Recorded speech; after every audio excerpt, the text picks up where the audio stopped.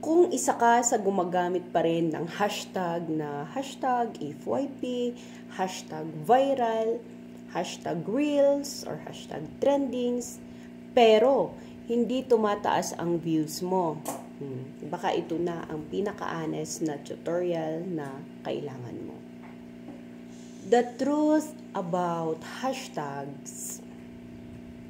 Unang-una, tandaan mo na ang hashtags don't make your content viral, no? So, tandaan po yan. Hashtag don't make your content viral.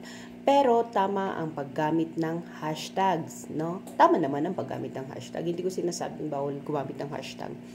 Pwedeng makatulong sa right audience para makita ang content mo. Pero, pag wrong hashtags ang gamit mo, wrong viewers din at saka low engagement, no?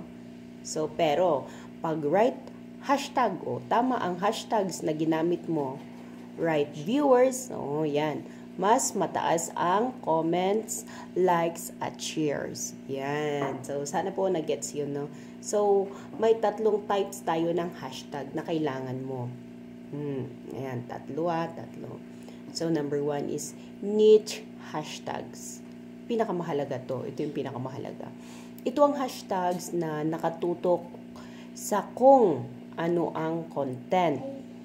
Kung ano yung content mo.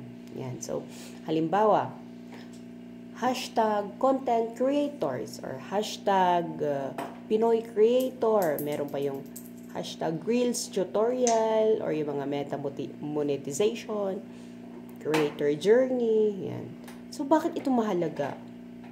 Kasi ito yung hashtag na hinahanap ng totoong interesado sa content mo. So, kapag tama ang niche hashtag mo, mas mataas ang chance na mag-comment ang viewers dahil related sila. So, number 2, specific problem hashtag.